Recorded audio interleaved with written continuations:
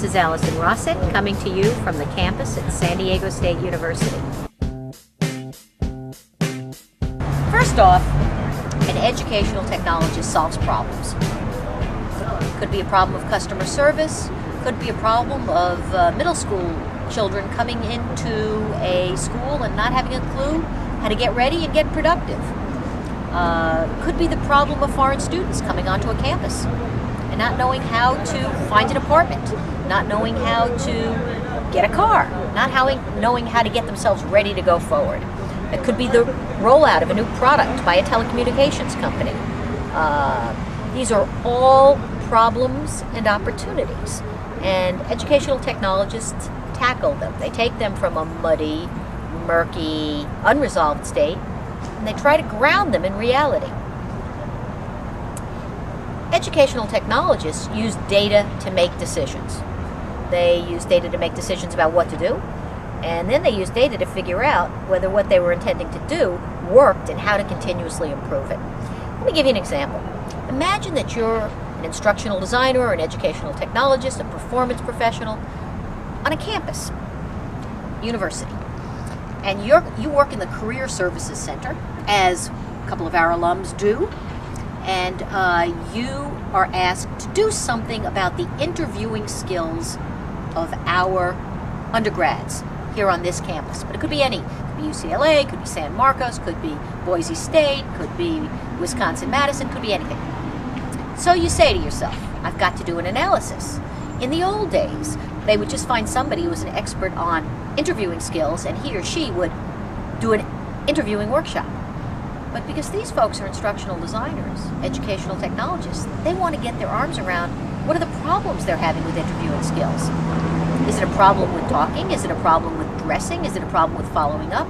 Is it a problem with, well, let's say the analysis found that it was a problem with preparation, with research, with knowing where they were going to interview. Based on that, they then ask questions of cause. Is it a skills knowledge problem? What do they need to know? What's the cause of that problem? And it turned out, yes, indeed, it's a skills knowledge problem, and thus some kind of education or information solution was appropriate. Educational technologists don't just do education and information. Educational technologists build solution systems. So they would do things like build recognition programs, incentives. They might give awards for the folks who do the best preparation for interviews. They might build some examples of, maybe they do a podcast of people discussing how they did the research.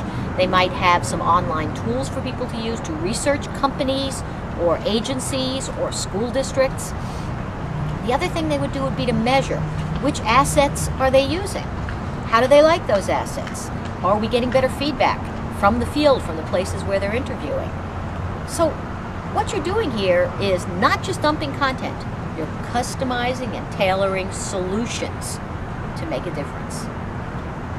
So whether you're called an instructional designer or a learning specialist or a human performance technologist or an e-learning professional or a YouTuber for that matter, the point is to customize and tailor a solution so that it will turn into performance. The example I gave was better preparation to interview, so that when you talk to the person, they feel as if you know something, so you customize and tailor your responses and questions that you show you're ready.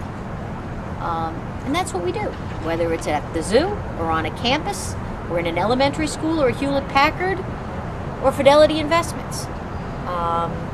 The process, the perspectives, the theory, the technologies, they're the same. What changes are the audiences, the problems, and the opportunities. Check it out.